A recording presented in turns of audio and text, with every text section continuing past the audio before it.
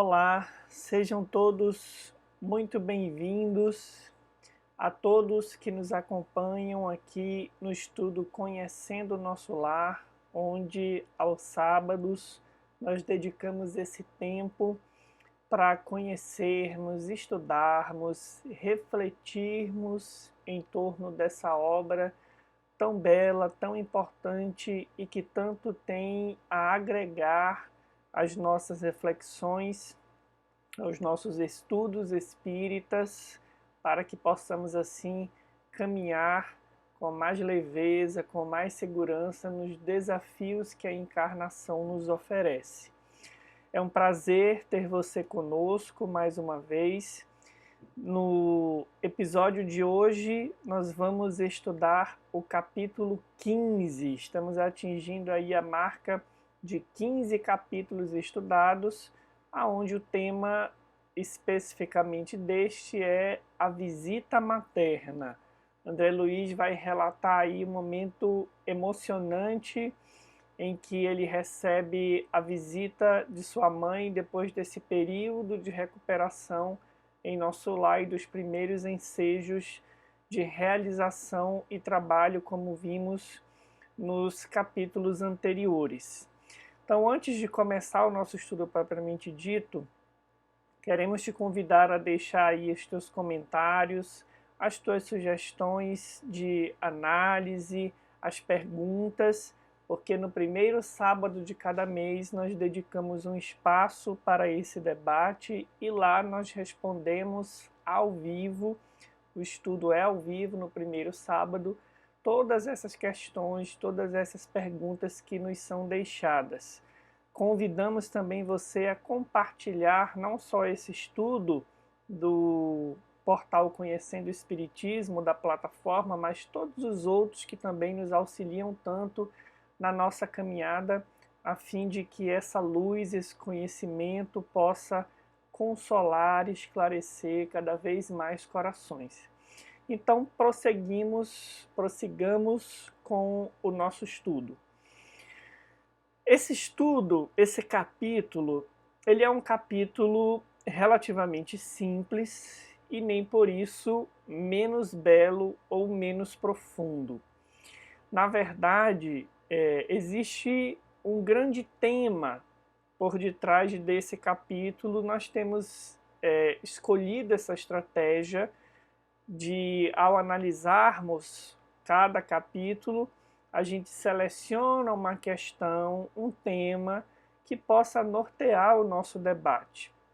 Esse tema ele sobressai da própria argumentação, da própria narrativa de André Luiz, dos fatos que se sucederam, e sempre lembrando que o desejo maior desse espírito é exatamente compartilhar a sua experiência. Apesar dele falar da vida no mundo espiritual, ele quer compartilhar a sua experiência no mundo espiritual, mostrando como que ela foi consequência do tipo de vida que ele teve e quais os processos reeducativos que essa vida no mundo espiritual, essa experiência ensejou a ele, desaguando toda essa narrativa no fato de que nós encarnados, ao lêssemos o livro, pudéssemos nos apropriarmos de todo esse cabedal de conhecimento e então caminharmos assim melhor do ponto de vista da nossa espiritualidade. Então, nesse trecho que você está vendo aqui, que nós selecionamos, André Luiz fala para a gente sobre algumas reflexões que estavam vindo à sua mente depois dos últimos acontecimentos, depois dele ter os primeiros ensejos de trabalho e ouvir ali do ministro Clarencio, com certa energia, que ele deveria iniciar com mais humildade, fazendo as atividades que tivessem à disposição na colônia. Não daria para iniciar propriamente como médico, tendo em vista as escolhas que tinha feito na encarnação. Então, aquela conversa gerou em André Luiz profundas reflexões. E é disso que ele fala nesse trechinho, nesse recorte aqui que nós trouxemos para você. André Luiz afirma, nas suas reflexões, que os fluidos carnais compelem a alma a profundas sonolências. Atenção para essa palavra, porque ela é uma metáfora interessante. Os fluidos carnais compelem a alma a profundas sonolências. Nós vamos nos deter nisso aqui daqui a pouquinho. Em verdade, apenas agora reconhecia que a experiência humana, em hipótese alguma, poderia ser levada à conta de brincadeira. A importância da encarnação na Terra surgia-me aos olhos, evidenciando grandezas até então ignoradas. Considerando as oportunidades perdidas, reconhecia não merecer a hospitalidade de nosso lar. Então vejam o quanto que esse espírito tem avançado no amadurecimento da sua real condição. Ele chegou em nosso lar em condições de profundo sofrimento, faz uma série de queixas sobre o que tinha vivenciado, toma posse então da verdade dos fatos, é esclarecido sobre a relação de causa e efeito entre as escolhas da sua encarnação e a experiência que viveu no umbral, e vai assim ampliando a sua consciência a tal ponto que ele vai ganhando essa capacidade de, por meio dessa reflexão, dessa introspecção, ir alcançando níveis novos de maturidade, de amadurecimento e de humildade, reconhecendo aqui que na verdade talvez nem merecesse a hospitalidade de nosso lar. Mas o centro desse trecho é a reflexão de André Luiz sobre a encarnação. Isso que nos interessa mais. Porque, de fato, meus irmãos, nós vamos ver daqui a pouquinho que a experiência da encarnação ela precisa ser vivenciada com o máximo de lucidez possível. E há uma tendência do espírito, quando mergulha no corpo, de esquecer essa urgência que é o crescimento durante a encarnação. O amadurecimento do espírito para os valores superiores, enfim. Então nós vamos já ver por que isso acontece, qual a utilidade desse aparente sono que nós vivemos e como que a gente faz para lidar com isso e prosseguirmos assim a nossa jornada com mais segurança. Antes de fazermos essa análise, a gente vai continuar aqui na narrativa do André, porque ele vai falar especificamente nesse capítulo da visita da sua mãe. Mas, na verdade, o trecho do slide anterior que nós abrimos, ele continua, a questão central, ela continua aqui nessa conversa. De certa forma, tudo vai girar em torno do ampliar da visão do espírito para os valores verdadeiros da vida. E como que a gente não pode perder tempo nessa necessidade de aprendizado que todos nós temos. Então, a gente separou aqui apenas alguns trechos, a gente não coloca o capítulo todo.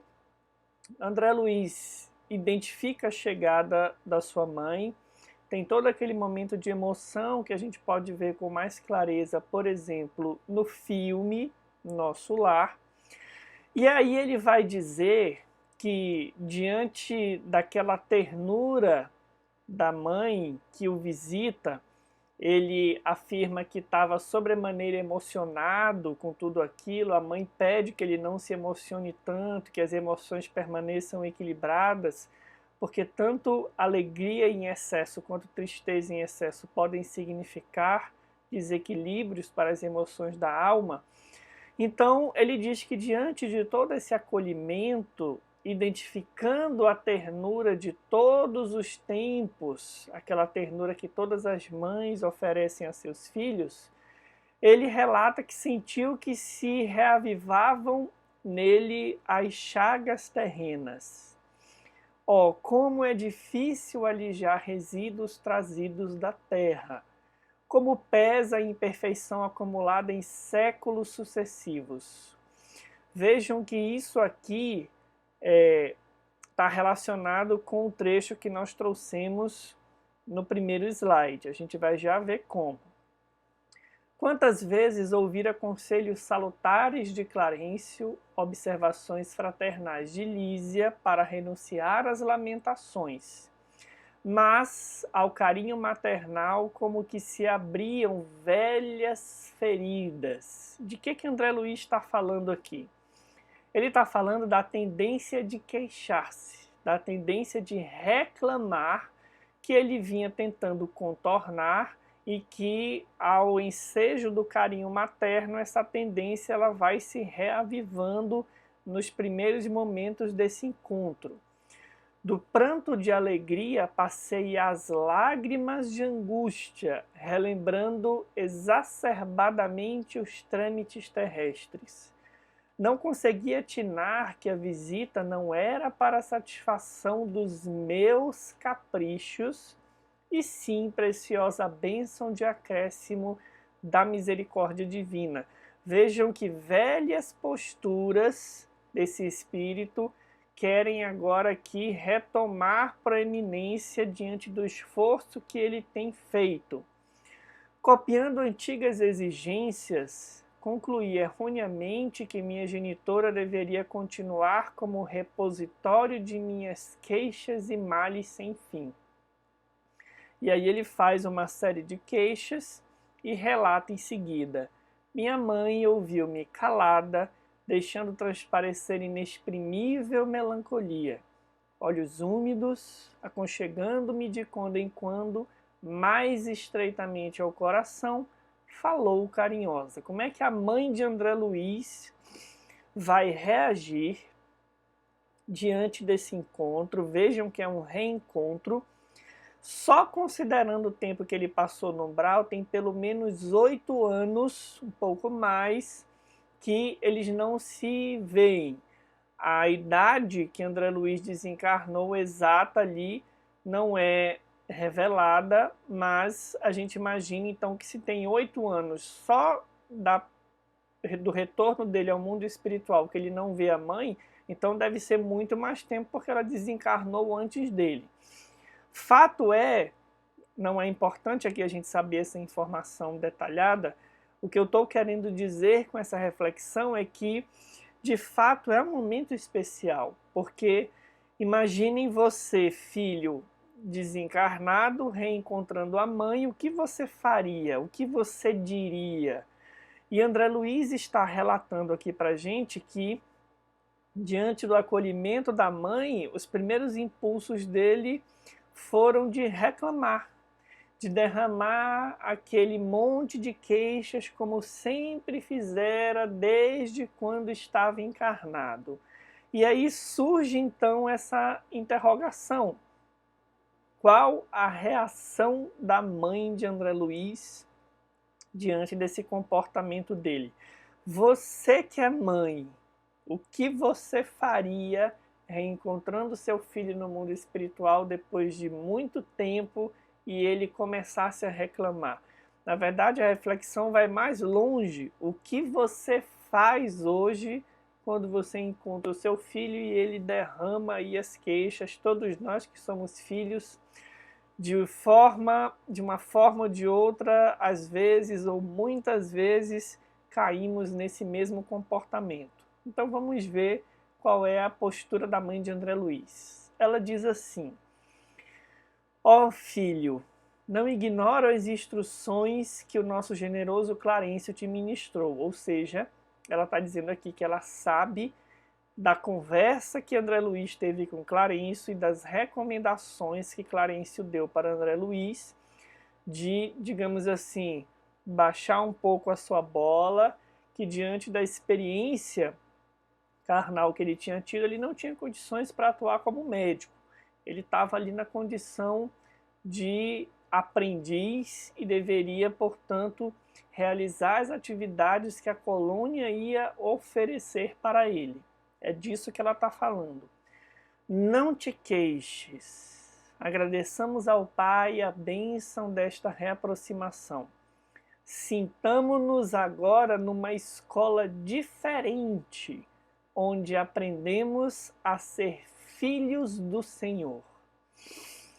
Vejam que interessante essa virada de perspectiva. Porque ela está dizendo para André Luiz o seguinte, e ela vai continuar aqui, a gente vai já ler no parágrafo.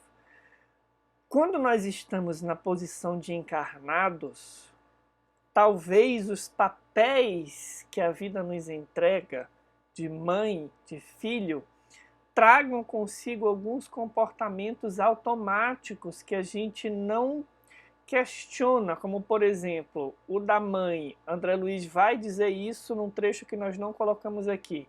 O da mãe como sendo sempre essa servidora incansável, e os filhos não reconhecem a dedicação maternal, nos diz André Luiz, e os filhos como sempre sendo esses que estão na posição de receber. A mãe de André Luiz não está reclamando aqui de ter que doar-se, porque ela faz isso, nós vamos ver inclusive no próximo capítulo.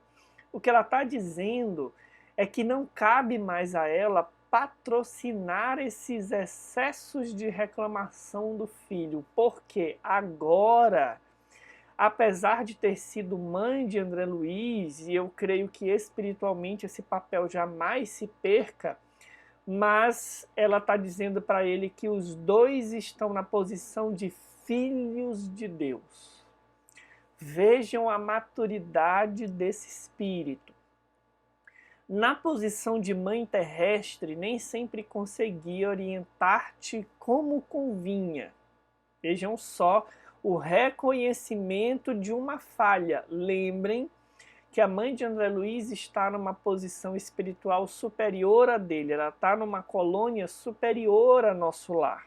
Ela tem muitos méritos, mas reconhece aqui que talvez não tenha conseguido orientar André Luiz como de fato deveria, como convinha.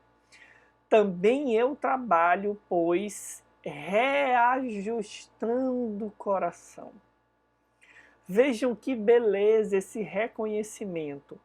É um espírito já com muitas conquistas, mas reconhece que no papel de mãe enquanto na terra, talvez tenha sido excessivamente permissiva, ou se é possível dizer isso, entre aspas, excessivamente carinhosa com André, alimentando essas viciações de reclamação, de queixa, nessa postura mental adoecida do filho.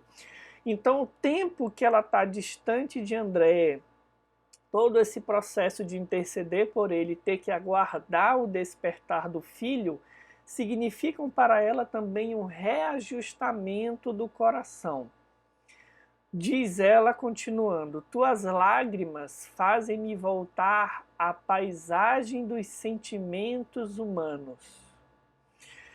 Vejam aqui que ela coloca uma diferença. Há sentimentos humanos, dos papéis humanos, como nós falamos, e há o olhar do espírito fora do corpo mais amplo, que não basta desencarnar para ter esse olhar. A morte do corpo físico, ela de fato descerra horizontes que às vezes a gente não queria ver. Mas o movimento da mãe de André Luiz aqui é um movimento consciente no sentido do amadurecimento do seu papel. Alguma coisa tenta operar o retrocesso de minha alma, ou seja, ela diz assim, se eu não tomar cuidado, eu vou fazer o mesmo que eu fazia quando estava no papel de mãe encarnada, nos tempos em que estávamos encarnados. Quero dar razão aos teus lamentos, erigir-te um trono, qual se foras a melhor criatura do universo. Mas essa atitude presentemente não se coaduna com as novas lições da vida. Esses gestos são perdoáveis nas esferas da carne. Aqui, porém, filho meu, é indispensável atender antes de tudo ao Senhor. E aí o mais grave dessa fala vem agora. Não és o único homem desencarnado a reparar os próprios erros, nem sou a única mãe a sentir-se distante dos entes amados. Vejam que o olhar para a própria dor aqui é um olhar não egoísta. Ela reconhece a experiência difícil que vive diante da distância dos que ama, porque André Luiz, o marido e outros filhos estão nessas regiões, no caso de André esteve, né, nessas regiões de sofrimento, e ela está falando aqui que, apesar do sofrimento dela, ela não é a única a passar por isso, e também André não é o único homem desencarnado a ir no processo de volta, retificando os erros, reparando os erros. Nossa dor, portanto, não nos edifica pelos prantos que vertemos, ou pelas feridas que sangram em nós. Não basta simplesmente chorar. Não basta doer, não basta sofrer, até porque esse nunca foi o objetivo da divindade. A dor, ela nos edifica, acima de tudo, pela porta de luz que nos oferece ao Espírito, ou seja, a dor precisa nos fazer olhar por perspectivas diferentes a nossa forma de viver. E isso vai se dar tanto, se assim quisermos, enquanto estamos no corpo físico, quanto quando desencarnamos e retornamos ao mundo espiritual. Mas ela prossegue aqui. Estão dizendo que a dor tem que abrir essa porta de luz em nós, a fim de sermos mais compreensivos e mais humanos. Lágrimas e úlceras constituem o processo de bendita extensão dos nossos mais puros sentimentos, ou seja, as dificuldades, as dores, elas não valem simplesmente porque doem ou porque nós choramos. Chorar em si não leva o espírito a retificar erros. As lágrimas têm que significar de fundo, tem que ter um significado mais profundo, que é o de abrir o nosso olhar para uma mudança necessária na nossa postura. Essa é a função da dor. Então, juntando tudo isso que a gente disse até aqui, a reflexão de André Luiz no início a respeito da importância que ele reconhece agora de uma encarnação, que não pode ser levada à conta de brincadeira e que deve ser para o espírito, deve ter toda a atenção do espírito, a urgência dessa experiência, tanto quanto a postura lúcida da mãe de André aqui, dizendo que não cabe a ela alimentar as reclamações do filho e que o sofrimento que eles estão passando tem que ajudá-los a renovar o olhar. A partir dessas questões, nós vamos então trazer aqui alguns conhecimentos para dialogarmos em torno desses eixos centrais. Vamos começar com a questão 393 do Livro dos Espíritos. Por que essa questão? Essa questão está na parte 2ª, no capítulo 6º dessa obra, e esse capítulo fala da volta do espírito à vida corporal. De que nós iniciamos falando no começo desse capítulo, da reflexão de André Luiz sobre o sono. O encarnado passa uma espécie de sono que muitas vezes dificulta o seu olhar de espiritualidade para com a vida. Nesse capítulo, nessa parte do Livro dos Espíritos, os Espíritos vão nos dizer, nós não colocamos a pergunta aqui, mas eles vão nos dizer, por exemplo, de forma geral, que quando mergulhamos na carne, as nossas faculdades ficam nubladas, digamos assim. A metáfora que eles usam é de um corpo tentando nadar por um pântano, um charco. A gente perde a capacidade de movimentação. Então você que nos assiste, você que já tem um conhecimento mais aprofundado do Espiritismo, ou você que está chegando agora, que está se apaixonando pela doutrina espírita, naturalmente todos nós, e essa dúvida também por muito tempo foi minha, vamos nos perguntar, mas por que que o espírito passa por esse esquecimento, por essa limitação? Por que que ele tem que encarnar? Na verdade, se a encarnação ela leva o espírito a essa limitação. Antes de tudo, é importante nós entendermos que o papel da encarnação, como vão nos dizer os espíritos, é de melhoramento progressivo do homem, a fim de que ele possa ir conquistando as virtudes que o farão verdadeiramente feliz. Vamos imaginar, portanto, que estando numa colônia como essa, nosso lar, tudo nos é favorável. Tudo que nos rodeia nos favorece ao bem. Existem preces diárias, existem uma série de atividades que convidam o homem à vivência do bem. Portanto, o ambiente, ele predomina até mesmo, ele controla, ele exerce uma sanção, na verdade, sobre as imperfeições que os espíritos trazem. O ambiente é favorável para que a gente possa vivenciar o bem. Mas quando o ambiente é muito favorável, as nossas tendências não são verdadeiramente trabalhadas nem testadas, os nossos pendores. Então, os espíritos mergulhamos no corpo, porque no corpo nós vamos, a partir do contexto em que a gente reencarna, nós vamos poder provar essa nossa vontade, esse nosso ensejo, essa nossa determinação de avançarmos na conquista das virtudes.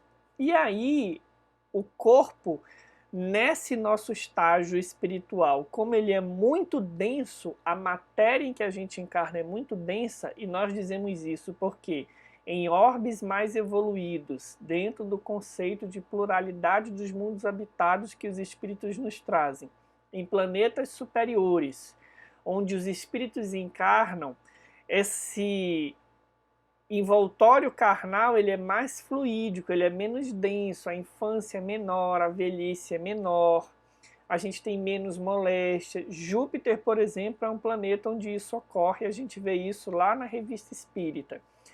Então, sendo a Terra um planeta ainda muito denso, onde a matéria é muito densa, a matéria exerce esse efeito sobre o espírito. E a gente se esquece, por exemplo, do que viveu enquanto estávamos no mundo espiritual, do que vivemos enquanto estávamos no mundo espiritual, e nos esquecemos das experiências anteriores. E aí é que parece justo a gente perguntar, como Kardec vai perguntar nessa questão, não seria melhor a gente lembrar? Porque lembrando, parece que nós iríamos, a partir da lembrança, tomar uma decisão mais acertada. Vamos ver o que a pergunta nos diz. A pergunta é tão interessante quanto a resposta. Kardec pergunta assim: como pode o homem ser responsável por atos e resgatar faltas de que não se lembra?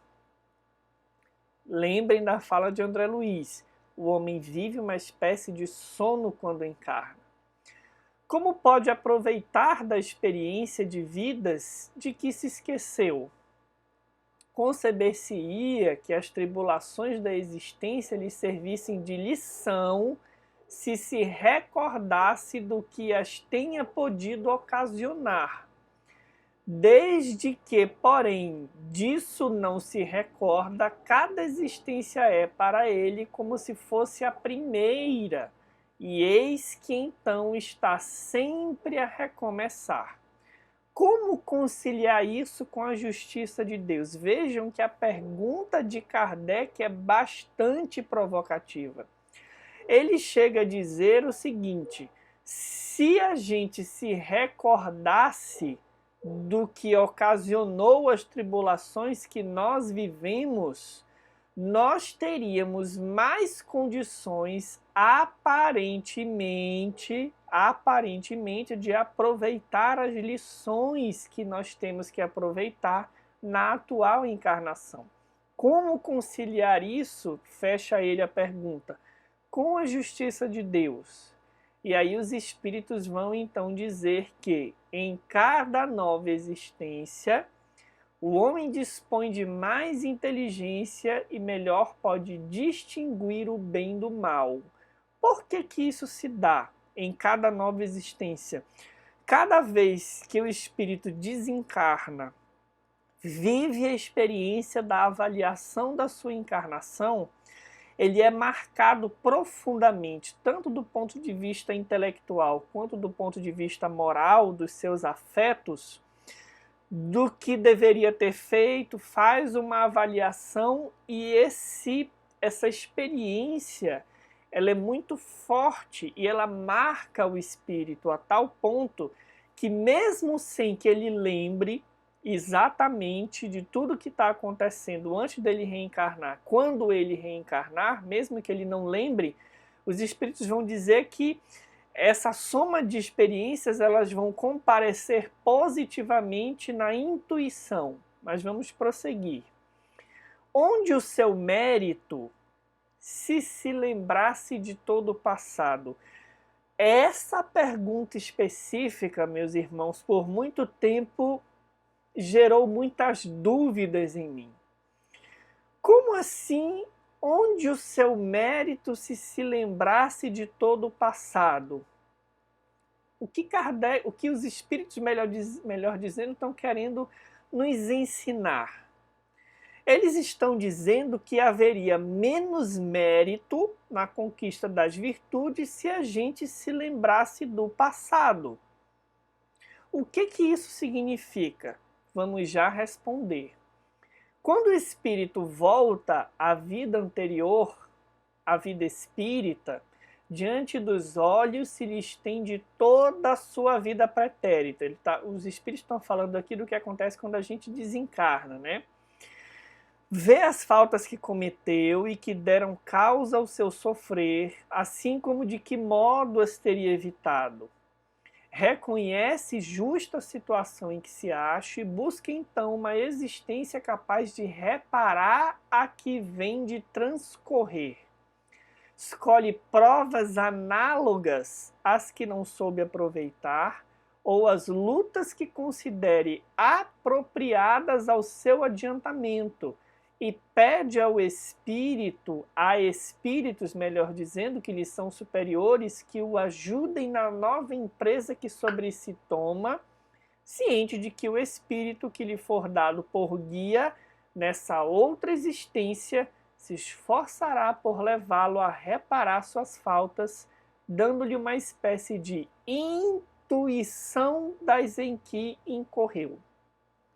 Então vejam, por que o efeito do esquecimento ele não é negativo? E ele tem a ver com a questão do mérito. Primeiro, o fato de esquecer do ponto de vista da informação, todo esse processo que os espíritos relataram, a gente desencarna, faz essa avaliação, vê verdades inconvenientes que a gente não quis ver enquanto estávamos encarnados, reconhecemos uma série de erros, reprogramamos, selecionamos novas oportunidades, alimentamos ensejos de reparação e vamos então para o corpo físico.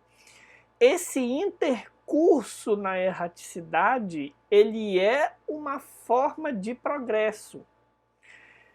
Não do progresso efetivo, da conquista da virtude, mas do alinhamento de propósitos consigo mesmo e com as leis de Deus. E essas reflexões, apesar de elas não comparecerem na memória, elas vão ser um guia para o espírito. É por isso que nós vemos muitos encarnados mais lúcidos da espiritualidade. Nós vemos muitos encarnados já com conquistas no sentido de uma intuição para as noções de certo, de errado, de consciência. São espíritos que já fizeram esse processo de desencarnar e nesse empreendimento renovaram o seu olhar e já trazem um amadurecimento, ao menos no desejo do que fazer. Então, imaginemos como seria, por exemplo, sem essa pausa entre as encarnações. Supondo que não existisse desencarnação, que a gente vivesse indefinidamente.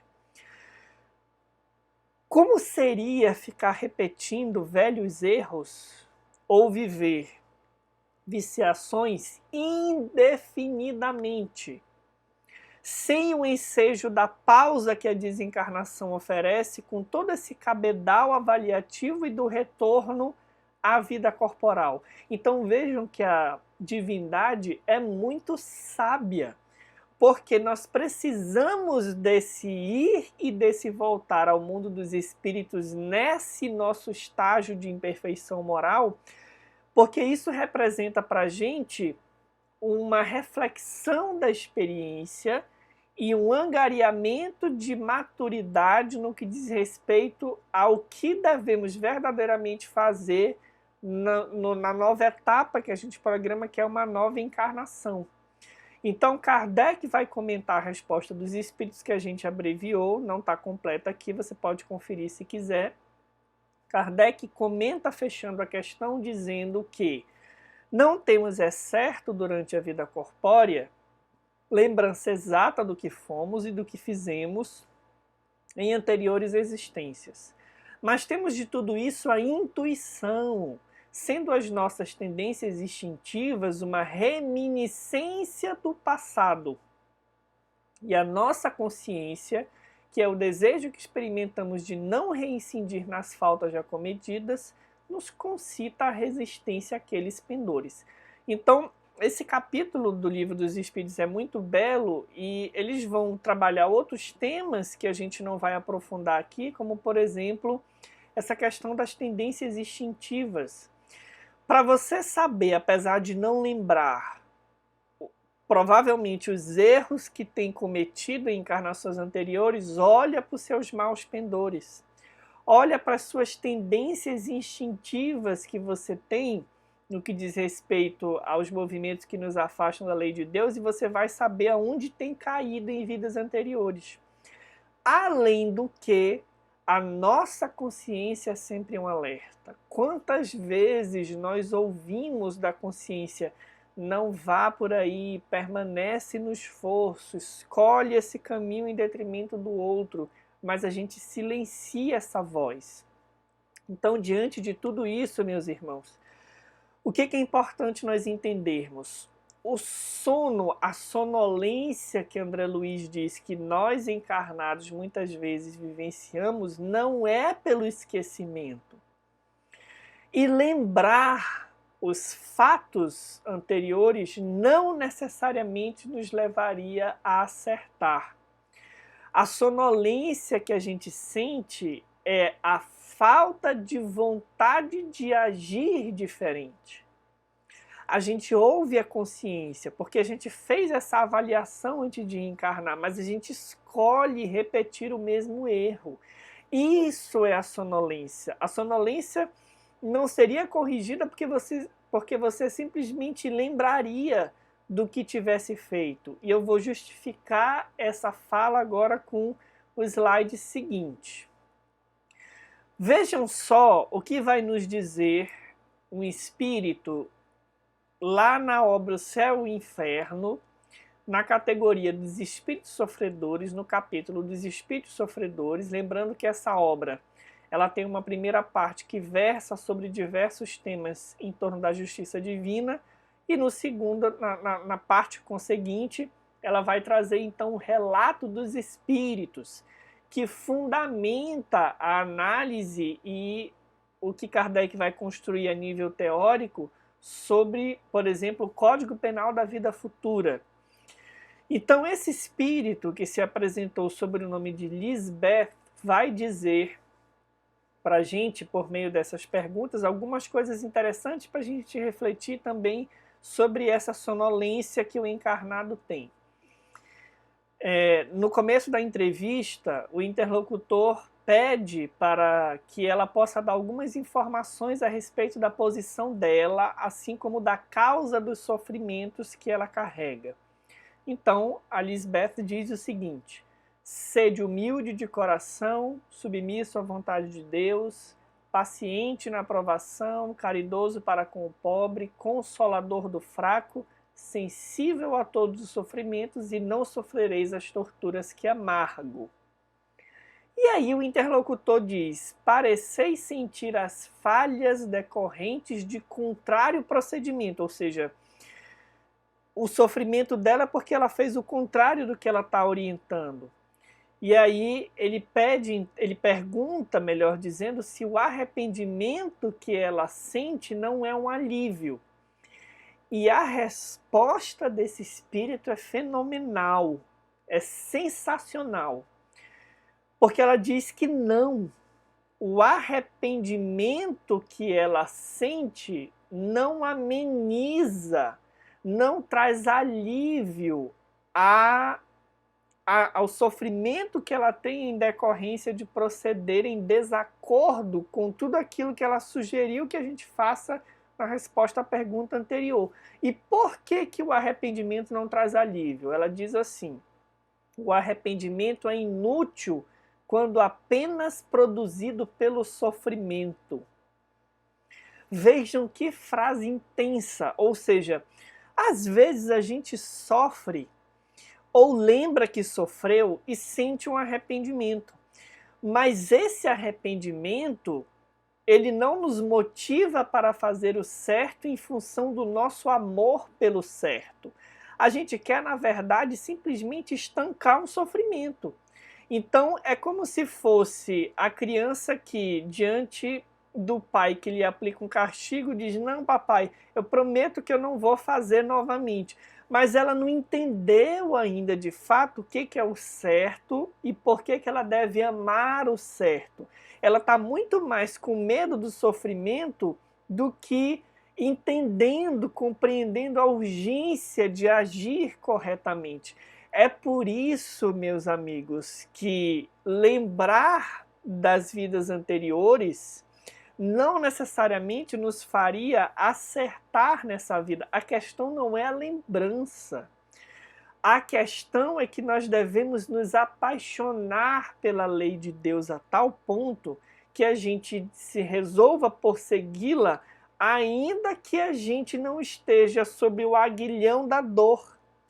Porque a dor por si, ela só abre as portas da alma, como diz a mãe de André Luiz. Vejam como tudo vai se costurando. A mãe de André Luiz diz que a dor, as lágrimas, elas não valem por si, elas valem pelo abrir dos olhos. Então, se a gente simplesmente lembrasse: estou passando por essa doença, por essa dificuldade familiar, porque na vida passada fiz isso, talvez a gente se resolvesse por ter uma atitude ou outra diferente para estancar essa dor. Mas não quer dizer que a gente estaria consciente do correto a fazer pelo correto a fazer. Como se diz na filosofia de Kant, um dos grandes filósofos da moral, é o amor do dever pelo dever. Se eu quero seguir a lei de Deus só para não sofrer, será se isso significa conquista da alma verdadeiramente? Ou seja, se o que me motiva ao cumprimento do dever, das leis de Deus, do amor que Deus nos convida a vivenciar, não é o amor pela lei de Deus em si, de que me serve essas atitudes que eu diria que teria se lembrasse do que fiz? Então é por isso que o esquecimento não é a chave da mudança. E é por isso, ou a lembrança, melhor dizendo, e é por isso que a sonolência não é o esquecimento. A sonolência que André Luiz fala é a nossa tendência de repetir os erros, ou seja, a gente não avança para o entendimento das leis de Deus e para o amor dessas leis, pelo que elas significam para nós, para a comunidade onde estamos inseridos. E esse é o passo que o espírito que vai amadurecendo consegue dar.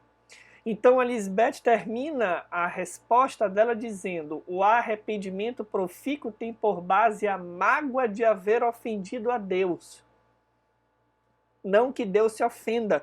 O que ela está dizendo é que a gente se ressente não porque sofre, a gente se ressente porque ofendemos uma lei de Deus. É um olhar maior. E ter essa noção, enquanto ainda estamos encarnados, é despertar dessa sonolência que o espírito tem. Eu preciso entender que todo o conjunto de conhecimentos que o espiritismo nos traz e as outras religiões, muitas, quando concitam o homem ao bem, estão convidando o homem a viver as leis de Deus, de amor, justiça e caridade. E a gente tem que se decidir por viver essas leis, não necessariamente porque somos empurrados pela dor. A dor, ela é um mecanismo de despertar, mas acertar para não sofrer não quer dizer que você está aprendendo. É por isso que os espíritos dizem na resposta da pergunta 393, qual seria o mérito se nós nos lembrássemos de tudo das vidas anteriores? Entenderam agora? Lembrar significaria dizer, eu não vou fazer ou eu vou fazer diferente para não sofrer o que eu estou sofrendo agora. Mas isso não tem mérito por si. O mérito está em acertar pelo amor ao dever, pelo amor à lei de Deus. E nesse mecanismo divino, a dor é um simples aguilhão, é um simples empurrão. Ela não pode ser o alicerce da mudança. Vejam quanta coisa maravilhosa para a gente refletir. E aí termina a resposta, o Espírito Lisbeth dizendo, ainda não possuo tanto, ou seja, o arrependimento dela não é pela mágoa de ter ofendido a lei de Deus, é mais pelo sofrimento que ela tem. Infelizmente, recomendai-me as preces de quantos se interessam pelos sofrimentos alheios, porque delas tenho necessidade. E aí, Kardec comenta embaixo o seguinte, esse ensinamento é uma grande verdade. Às vezes, vejam só, o sofrimento provoca um brado de arrependimento menos sincero. Marcelo, se eu lembrasse porque estou sofrendo, eu mudaria. Será? Será se esse arrependimento seria mais ou menos sincero porque você lembra? Que não é a expressão de pesar pela prática do mal, visto como se o espírito deixasse de sofrer, olha só, não duvidaria em repetir a falta. Então eu lembraria do que fiz, mudaria a postura temporariamente aqui, na encarnação, porque teria lembrança, mas não quer dizer que eu angariei a maturidade, o patrimônio do amor à lei de Deus pelo amor às leis de Deus. É isso que Kardec está nos dizendo aqui. Eis porque o arrependimento nem sempre acarreta a imediata libertação do espírito, predispõe-no, porém, para ela. Ninguém está dizendo aqui que o arrependimento não é importante ou que o sofrimento não tem o seu papel, mas enquanto predisposição para a libertação do espírito. A libertação verdadeira é a tomada de consciência, o direcionamento da vontade para a vivência das leis de Deus, que estão inscritas, dizem o Espírito, na nossa consciência.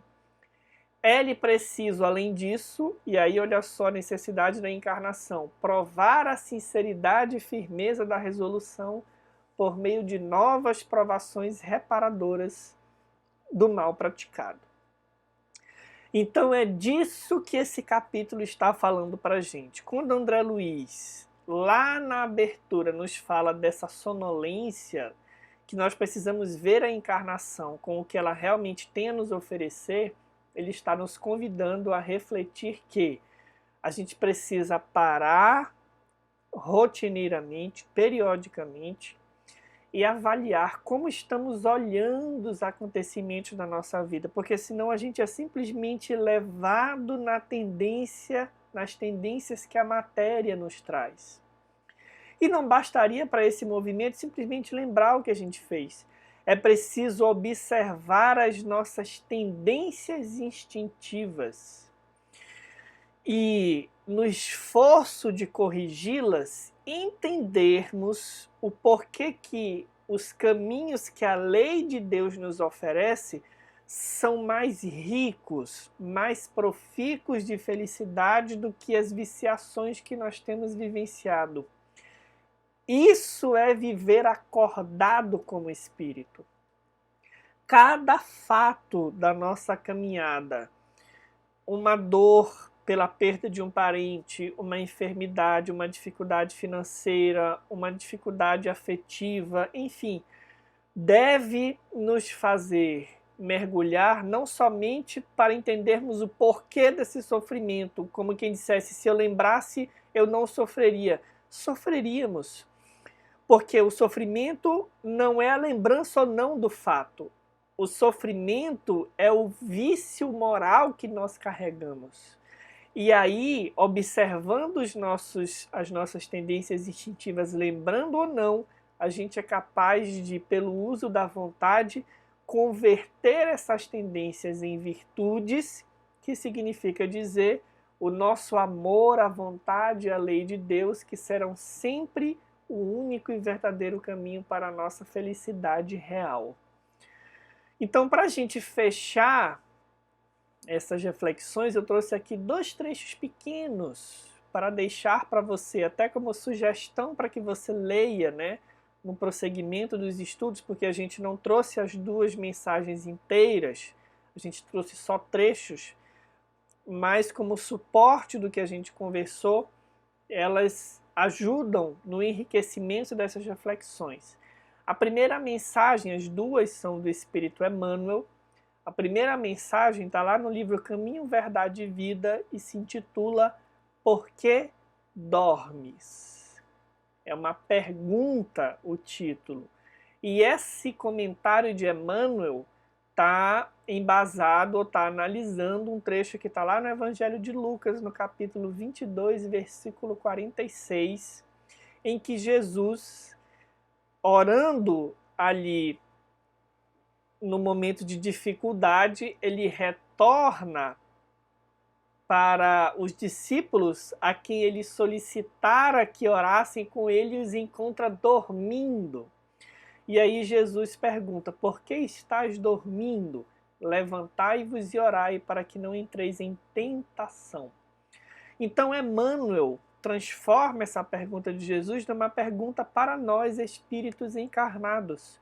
Por que dormimos? Relacionando isso com a fala de André sobre a sonolência do encarnado. E aí Emmanuel nos diz, nos ensinos fundamentais de Jesus é imperioso evitar as situações acomodatícias em detrimento das atividades do bem. Tudo aquilo, meus irmãos, que nos acomoda deve acender a luz de alerta. Porque o espírito precisa caminhar na Terra em regime de trabalho e realização para o bem. Se nós buscamos acomodação, estamos ainda vivendo o sono que a carne muitas vezes nos impele. O Evangelho de Lucas, nessa passagem, conta que os discípulos dormiam de tristeza, enquanto o mestre orava fervorosamente no horto. Vê-se, pois, que o Senhor não justificou nem mesmo a inatividade oriunda do choque ante as grandes dores.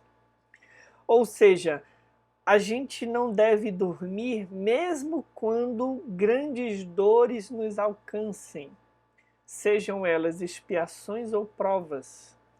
Porque ainda que essas dores nos alcancem, como diz Jesus aqui, A oração, que é ação, vai nos impedir de incorrer em velhos erros. Vai nos impedir de, nesse estado de sonolência, olharmos as circunstâncias como elas precisam ser olhadas. Então, nem mesmo o choque das grandes dores, diz Emmanuel, justifica a nossa inatividade do ponto de vista espiritual. Eu não estou me referindo a ir a algum centro espírita ou fazer alguma atividade de benemerência. Eu estou falando a ação do espírito na construção de uma lucidez, de uma postura que possibilite a ele o domínio dos seus defeitos e a conquista das virtudes, ainda quando encarnado. Quanto a ti, que ainda te encontras na carne, não durmas em espírito, desatendendo aos interesses do Redentor. Quais são os interesses de Jesus a nosso respeito? Certamente, quando ele se colocou como caminho, a verdade e a vida, ele falava dessa nossa destinação para a vivência das leis de Deus. Os interesses do Redentor ao nosso respeito se centram unicamente na nossa obediência às leis de Deus. Porque isso significa, na verdade, felicidade ao nosso espírito. Não é uma subserviência de escravidão, é uma submissão ao bem, para que nós possamos entender aonde mora a verdadeira felicidade. Então, a gente não pode dormir em espírito. O convite de hoje é para que você possa olhar ao teu redor, as pessoas que te rodeiam, as circunstâncias que você viveu, que você vive, que você vai viver, e olhá-las como espírito, sem aquele desespero da lembrança da vida passada. Olha como elas mexem contigo, olha o que elas geram em você e faz esse mergulho que nos arranca dessa sonolência, dessa falta de vontade de caminhar. Porque isso significa que estaremos atendendo aos interesses de Jesus a nosso respeito. Levanta-te e esforça-te, porque é no sono da alma que se encontram as mais perigosas tentações através de pesadelos ou fantasias. A encarnação muitas vezes traz uma série de fantasias para nós. Acreditamos que conforto material, ausência de problemas significam felicidade. Quando na verdade nós trazemos no imo da nossa alma questões que precisam ser resolvidas e que jamais serão caladas ou silenciadas porque todos os nossos afetos estão bem, a nossa situação financeira está bem, estamos com saúde. O mundo está repleto de encarnados que têm situações altamente favoráveis e vivem quadros de adoecimento psicoemocional gravíssimos, porque nós não encarnamos para descansar, nós encarnamos para caminhar. Isso é viver em espírito. Viver como espírito desperto da nossa realidade, da nossa real condição. E é esse o convite, meus irmãos, que André Luiz está fazendo ao nosso coração nesse capítulo. Quando a mãe dele fala que hoje, como mãe, ela olha para ele como espírito, como filhos de Deus, é disso que ela está falando. Ela despertou para a necessidade não de proteger o filho, mas para a necessidade de colocar ele aplumado com as leis de Deus.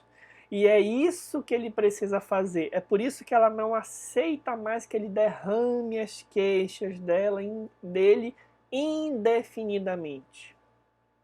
Vejam que lição para nós que somos pais, por exemplo.